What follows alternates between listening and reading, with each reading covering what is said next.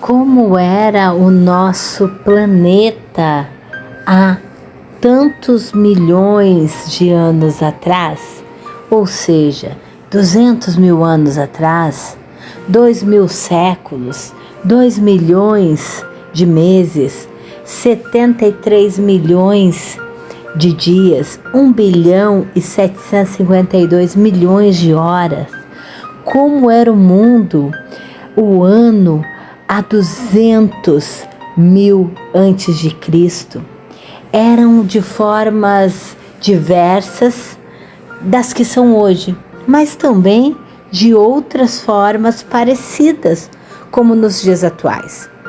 Hoje eu quero falar com você sobre essa época. De acordo com a ciência, vamos conhecer um pouco da geografia, a megafauna e quais as humanidades que habitavam o planeta Terra há 200 mil anos atrás. Não existem momentos chatos ou desimportantes na história da vida, mas alguns momentos, como este que nós vamos visitar agora, abrigavam eventos tão importantes que mudaram toda a história da vida do nosso planeta. Essa é o vídeo, esse é a história que nós vamos desvendar no dia de hoje. Vamos nos localizar no tempo em termos geológicos. 200 mil anos atrás não é tanto tempo assim. Essa é uma quantidade de tempo que já passou. Então, olhando de longe, vemos que estamos muito perto do presente e quase todo eram desta era Cenozoico, era dos mamíferos. Já havia acontecido nesse momento muitas coisas. Estamos dando então um pequeno passo atrás desta imensa maratona do tempo. Nos encontramos no período Pleistoceno, a época que compreende de 2,6 milhões até 12 mil anos atrás, quando começa a época atual, o Holoceno ou Antropoceno. Depende muito de quem nós conversamos ou perguntamos, ou um ou outro. Mas no final do Pleistoceno, as mudanças que viriam já começavam a se anunciar. Esse foi um tempo de transição de muitas maneiras. 10 mil gerações de seres humanos viveram desde então, enfrentando praticamente os mesmos desafios de sempre: a fome, a sede, o frio, o calor, os animais. Tudo isso, pare por um momento e deixe entrar na sua cabeça.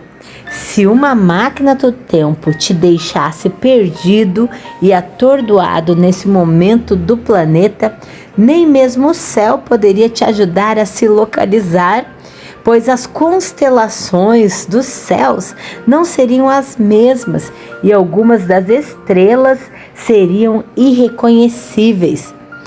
Em 2000 anos, poucas, mas algumas das estrelas do céu já terão explodido e se tornado nebulosas, bem menos luminosas. Outras estrelas ainda não teriam nascido, mas nenhuma estrela estaria exatamente no mesmo lugar.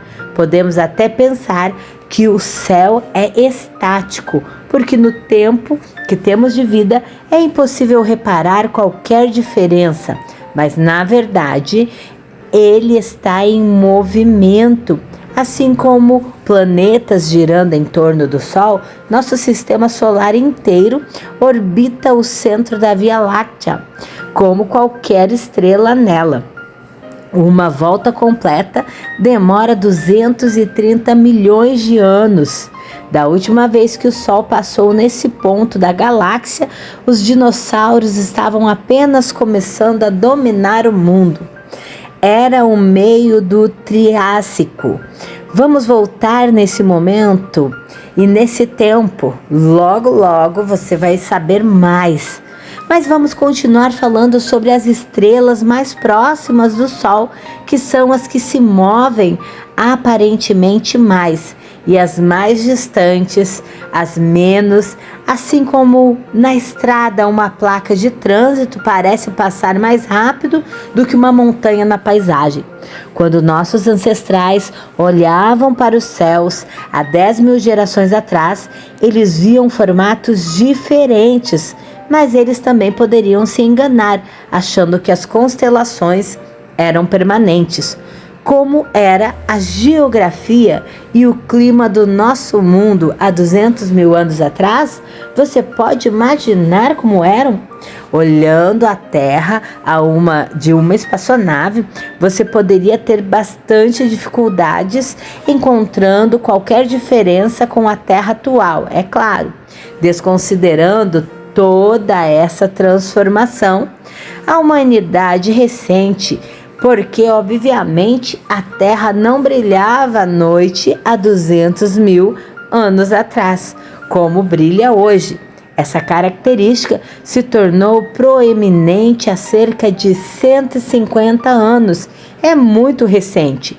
As placas tectônicas nunca deixam de se mover. África e América do Sul, por exemplo, se afastam 3 centímetros por ano, e em 200.000 anos elas se tornaram 6 quilômetros mais afastadas.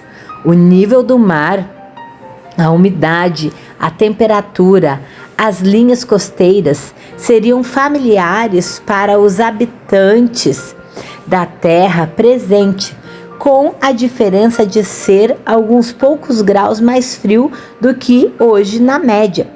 Talvez a sua praia preferida fosse algumas centenas de metros para frente, mas poucos detalhes seriam visivelmente notáveis do espaço. Você precisaria chegar mais perto, olhar os rios, os deltas, as ilhas, para perceber a mudança física que ocorreram desde então. Mas em uma escala planetária, essa não é uma quantidade de tempo grande o suficiente para provocar tão brutais mudanças na geografia. Quanto à colisão da Índia com a Ásia, formando os Himalaias, por exemplo, por incrível que pareça, a visão da Terra de 26.000 anos atrás seria muito mais diferente. Esse foi o último máximo glacial, um momento muito frio e seco da história do planeta. As temperaturas médias eram quase 10 graus abaixo da atual e, como consequência, a água estava presa em forma de gelo e menos evaporação acontecia na superfície do oceano. Esses picos de glaciação intensa são o que as pessoas chamam geralmente e entendem como Era do Gelo. Mas é mais complicado. 200.000 anos atrás, nós estávamos em uma Era do Gelo e nós ainda estamos em uma Era do Gelo. Essa é a glaciação do Pleistoceno, que começa com o Pleistoceno 2.600.000 anos atrás, diferente do que a maioria das pessoas pensam. Eras do gelo não são momentos em que o planeta fica completamente congelado. Algumas delas foram assim, mas isso é um evento extremo que aconteceu pela última vez no Criogeniano, a Terra Bola de Neve. Mas isso faz mais de 800 milhões de anos. Nenhuma glaciação como essa e dessa extensão aconteceu desde a origem dos animais. E se tivesse acontecido, provavelmente teria sido suficiente para resetar toda a biosfera em volta para as bactérias. Então, nossa definição geológica da era glacial é qualquer momento em que a Terra tenha 2 polos congelados, ou seja, momentos em que se configura a criosfera. Cada glaciação é única, mas a que estamos vivendo hoje tem uma característica muito marcante, uma oscilação quase regular, porém imprevisível, de ciclos de glaciação e interglaciação. Nós vivemos hoje em um período interglacial que começa há cerca de 12 mil anos, o Holoceno. Períodos interglaciais são pequenos verões de algumas dezenas de milhões de anos, em que, sem sair do estado de glaciação, a Terra experimenta um clima mais quente e úmido. Eles pontuam períodos de glaciação mais intensa que podem durar muito mais, até centenas de milhares de anos, em que as calotas polares se expandem. O nível do mar cai centenas de metros e os biomas se deslocam para se adaptar ao clima mais seco e mais gelado. Por mais que nesse caso você tenha fortes viés zoológico, são as plantas que mais sofrem com as mudanças climáticas. São elas que extremamente sensíveis mesmo às pequenas variações. Essa glaciação, que começou há mais de 2,6 milhões de anos atrás, foi um baque para a diversidade animal.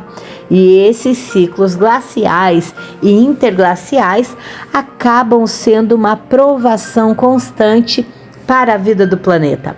Mesmo assim, essas variações climáticas se dão na escala dos milhares de anos e não em décadas, como o ser humano tem feito hoje. Alguns podem dizer que o aquecimento global não é uma preocupação, já que estamos numa era glacial e já que o clima sempre varia. Mas falta lembrar 3 coisas. A primeira é que a evolução pode sim lidar com as mudanças. E é verdade que um planeta mais quente já foi o lar de ecossistemas saudáveis do passado profundo. Mas tudo é uma questão de velocidade. Os animais e plantas precisam de tempo para que a evolução produza as adaptações necessárias para enfrentar as mudanças climáticas. O que o ser humano está fazendo é milhares de vezes mais rápido do que a natureza é capaz de acompanhar na maior parte. E é por isso que estamos vivendo uma extinção em massa nesse exato momento. A segunda é que não é só a temperatura o problema, e sim também toda a poluição química, plástica, radioativa, a destruição de habitats. E a terceira é que nós já estamos em um dos momentos mais quentes da glaciação, quando as pessoas começaram a esquentar o planeta. E se nós sairmos do ponto de glaciação, o clima pode sofrer uma reestruturação generalizada que vai afetar todas as pessoas, as formas de vida nesse planeta. É justamente por nós estarmos em uma era do gelo que o aquecimento global é uma grande preocupação. Você pode ter certeza que você não quer que essa era do gelo acabe, porque a humanidade não sabe viver em uma terra estufa. Te garanto, e é por isso que 200 mil anos atrás o mundo não era e não seria tão brutalmente diferente, porque também estávamos em uma interglaciação. Mas a tendência já era de resfriamento e logo uma nova fase de glaciação intensa se instalaria. Mais uma interglaciação entre 130 e 110 mil anos atrás ia acontecer e dar passagem para mais um resfriamento intenso que durou até 12 mil anos atrás, quando entramos na interglaciação atual, ou seja, 200 mil anos atrás estávamos na penúltima interglaciação. Para entender como e por que o mundo era do jeito que era 200 mil anos atrás, precisamos voltar ainda mais no tempo. Bem mais, isso é, no período Triásico, o primeiro período da era dos dinossauros. Se você reparar, vai perceber que a Pangeia reúne todas as massas da Terra em um único continente. Isso resultou numa certa homogeneidade nas faunas dessa época e permitiu que os dinossauros dominassem todos os ecossistemas terrestres do planeta. Na medida que a Pangeia se fragmentava durante o Jurássico e o Cretáceo, dinossauros diferentes dominaram partes diferentes do globo, mas a dominância deles permaneceu global. Isso até o dia fatídico em que um meteoro de 12 quilômetros de largura atingiu a península de Yucatán, no México, em uma primavera do Cretáceo, 66 milhões de anos atrás. A extinção em massa, que exterminou todas as criaturas com mais de 10 quilos nas primeiras décadas do Cenozoico, pôs um fim à dominância dos dinossauros, mas foi uma grande oportunidade para todos os sobreviventes. Os vencedores na loteria da extinção foram os lepidоssauros, como lagartos, cobras, os crocodilos, jacarés e gaviais. Em alguns grupos que parecem sobreviver a qualquer coisa, como os quelônios. Vamos agrupar todos eles como répteis. E aí vem os dinossauros avianos, os mamíferos marsupiais e os mamíferos placentários. Todos esses grupos tinham a chance de tomar o lugar dos dinossauros, ocupando seus nichos e desempenhando os seus papéis ecológicos, agora vazios. Mas havia um problema no plano de conquistar o mundo. Não era mais possível que um animal terrestre se espalhasse pelo mundo, porque dessa vez os continentes estavam separados. A Antártida e a Austrália ainda formavam uma massa de terra só. A América do Sul e África eram continentes isolados, mas a América do Sul continuaria sendo por muito mais tempo, e a África estava destinada a logo se encontrar com a Europa, que estava quase toda submersa nesse momento. A América do Norte mantinha uma conexão permanente com a Ásia, entre a Sibéria e o Alasca. A consequência disso é que nos 60 milhões de anos seguintes, a era dos mamíferos estava dividida em 3 grandes ecodomínios, cada um com a sua história evolutiva independente. Um que compreende desde a América do Norte até a Afro-Eurásia, sendo o maior de todos, mas outros 2 com a sua fauna em particular, a América do Sul e a Austrália, há 5 milhões de anos atrás, e a América do Sul deixa de ser isolada e passa a ter mais conexão com o resto do mundo quando surge o Istmo do Panamá na América Central. Isso fez com que os animais do norte passassem pela primeira vez para o sul e vice-versa, que terminou com a extinção de boa parte da megafauna originalmente sul-americana. Mas vamos entender quais grupos dominavam em cada ecodomínio durante a maioria do Cenozoico, a era dos mamíferos. Claro que existem muitos nichos, mas para fins de simplificação, eu vou dividir os papéis ecológicos dos vertebrados terrestres em 3 categorias. Primeiro, os carnívoros, os herbívoros e os generalistas. Vamos entender o contexto evolutivo das comunidades animais de 200 mil anos atrás. Na maior ecodomínio do Cenozoico, mamíferos placentários conseguiram conquistar 3 grandes nichos: a carnívora, herbívora e generalismo. Logo, o mundo há 2.000 anos atrás reflete essa realidade. Muitos animais característicos da África habitavam tanto a Ásia quanto a Europa e a América do Norte, como os leões, hienas, elefantes, rinocerontes, camelos, entre muitos outros. A presença da megafauna criava um imenso corredor de áreas abertas, onde hoje se estabelecem as florestas, tempestades e temperadas de coníferas. Essa era, de longe, a maior do ecossistema da Terra. Usava uma savana gelada, apelidada de estepe de mamute, onde habitaram os animais mais carismáticos da megafauna da Era do Gelo. Mas essa configuração de savana permanecia mesmo durante as interglaciações, durante todo o Pleistoceno. E em termos geocronológicos, ela acabou de colapsar. A megafauna do Pleistoceno acabou de levar um golpe muito duro.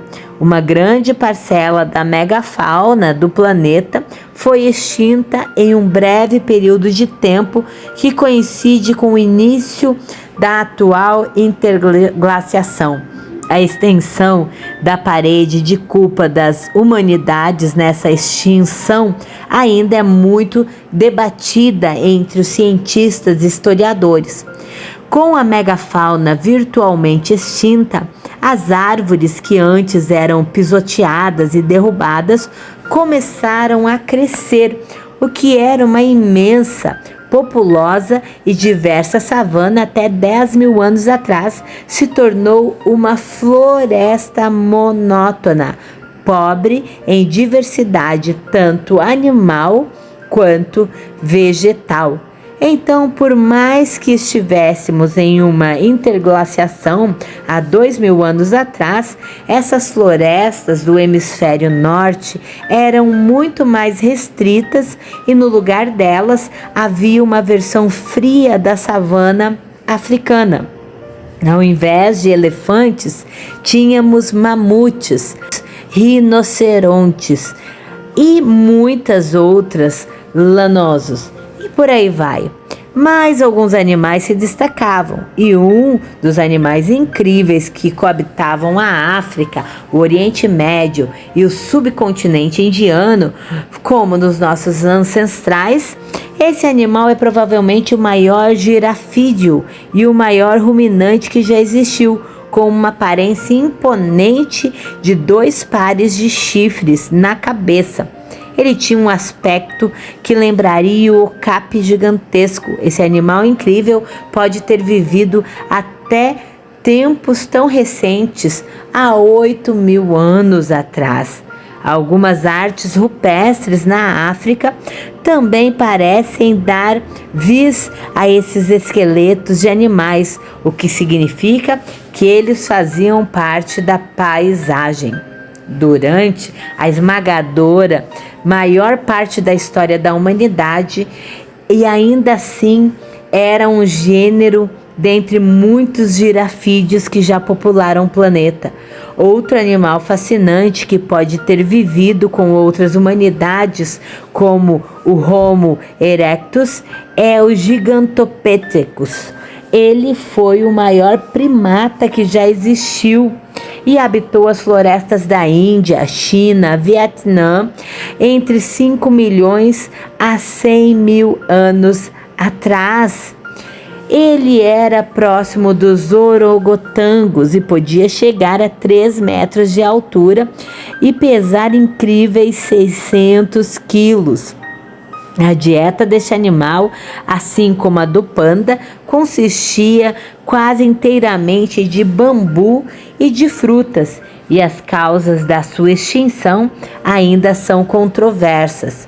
200 milênios atrás, a visão destes animais para os pequenos Homo erectus era ainda e até mesmo anormais. Pode ter sido absolutamente intimidadora. Eles ainda viveriam por 100 mil anos nesse momento, antes que fossem esquecidos pelo tempo. Todas as espécies de elefantes que existem hoje já existiam nessa época, além de muitos outros. Na Eurásia, o mamute lanoso, o mais famoso dos mamutes, habitava desde a Europa até a Sibéria. Em toda a extensão ele habitava. Nós conhecemos essa espécie intimamente, até mesmo no nível genético. Foi possível sequenciar o genoma desse mamute extinto a partir de amostras de material orgânico preservado pelo permafrost, o solo congelado no Círculo Ártico. Às vezes, temos a sorte de encontrar indivíduos inteiros com níveis de detalhe com o pelo e a última refeição ainda preservadas, como é o caso da filhote Yuba. Existem hoje planos sérios para trazer essa espécie de volta à vida para um projeto de reconstrução do ecossistema ártico chamado Parque do Pleistoceno, mas isso é história para contar depois. Mas a clonagem não pode ser feita com espécies de 2.000 anos atrás, porque o material genético se degenera muito rápido e os espécies sequenciados são de 160 mil anos mais novos, pelo menos. Essa, que é uma das espécies mais carismáticas da Era do Gelo, viveu até 4.000 anos atrás, com a última população na ilha de Wrangel.